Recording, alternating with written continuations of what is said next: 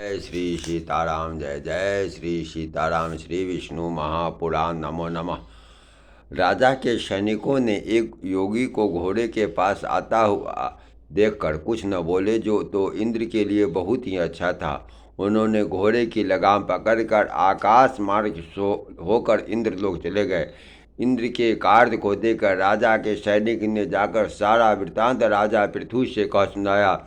तब राजा ने यज्ञ में आए हुए ब्राह्मणों से कहा, हे ब्राह्मण देव, आप लोग अपने ज्ञान दृष्टि से देखकर यह बतलाओ कि योगी का रूप धारण कर छलने का कार्य किसने किया है।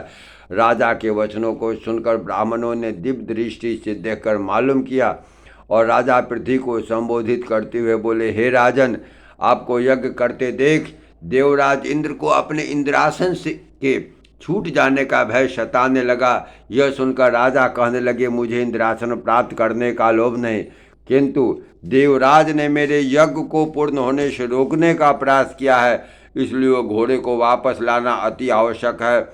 उन्होंने अपने पुत्र विजिताश्व को घोड़ा वापस लेने की आज्ञा दी और साथ में अत्रि ऋषि को भेजा। जिस समय अत्रि ऋषि और विजिताश्व इंद्रलोक के पहुँचे तो देखा कि योग का घोड़ा लिए हुए इंद्रदेव जा रहे हैं। इंद्र की करनी देकर विजिताश्व को अत्यधिक क्रोध हुआ और उसने अपने धनुष पर शरबंत बाण चढ़ाकर जो ही प्रत्यंचा खींची, उसी समय घोड़े को छोड़कर उसके डर से इंद्रदेव अंतर्ध्यान हो गए। तब विजिताश्व घोड़े को राजा पृथु के पास लाकर बोला, हे पिता महाराज, मुझे देखते ही घोड़े को छोड़कर इंद्र पलायन कर गया, भाग गया। उधर घोड़ा छिन जाने से इंद्र अत्यंत लज्जित हुआ और अपनी माया फैलाकर अंधेरे को उत्पन्न किया और राजा पृथ्वी के समय योग को पूर्ण होने के उद्देश्य से अनेकों बार घोड़े चुरा कर ले गया। हर एक बार विजिताश्व उसके हाथ से घोड़े को छीनकर वापस ले आया, किंतु इस पर भी इंद्र न माना। तब क्रोधित होकर स्वयं राजा पृथु ने धनुष बाण उठा लिया और इंद्र का संहार करने को तत्पर हुए। यह देखकर यज्ञ कराने बैठे विद्वान ब्राह्मणों और ऋषियों ने समझाया, हे राजन, क्रोध करने से तन में संचित शक्ति का ह्रास होता है। तुमने इंद्र की मृत्यु नहीं लिखी, तुम्हारे हाथ से इंद्र की मृत्यु नहीं लिखी है, फिर भी राजा का क्रोध शांत न हुआ। तब ऋषिगण बोले, यदि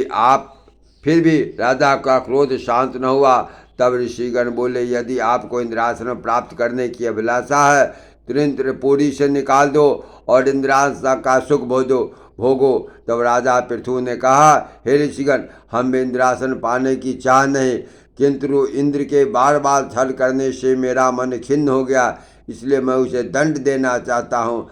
तब ब्राह्मणों ने उसे समझाना आरंभ किया और बोले, हे राजा पृथु, आप धर्मात्मा एवं न्याय के पुजारी भी हैं। यदि आप स्वयं या यज्ञ नहीं भी करोगे तो भी श्रीमन नारायण का दर्शन आपको प्राप्त होगा, मुक्ति पद भी पा जाओगे। इसलिए मेरा कहा मानकर यज्ञ की पूर्णाहुति कर दो। उनके वचन सुनकर राजा पृथु ने उनकी आज्ञा मानकर यज्ञ की पूर्णाहुति कर दी। उसके बाद स्वयं ब्रह्मा जी वहाँ से प्रस्थान कर श्री हरि नारायण के पास पहुँचे और कहने लगे, प्रभु, आप तो अंतर्यामी हैं, भक्तों के स्वामी हैं। आप यह भी जानते हैं कि इंद्र की इच्छा के विपरीत कोई यज्ञ नहीं कर सकता। इस तरह महाराज पृथु का संकल्प झूठा सिद्ध हो जाएगा। आगे आपकी इच्छा प्रभु। ब्रह्मा जी के वचनों को सुनकर त्रिलोकपति भगवान वासुदेव अपने प्रिय वाहन गरुड़ पर सवार होकर राजा पृथु के यज्ञशाला में पधारे। उनके चेहरे पर अलौकिक आभा चमक रही थी। उनका चतुर्भुज रूप देखकर राजा पृथु सहित उपस्थित ऋषिगण अपने भाग को सराहने लगे। प्रभु के सामने दंडवत करके वेद मंत्रों से उनकी स्तुति करने लगे। जय जय श्री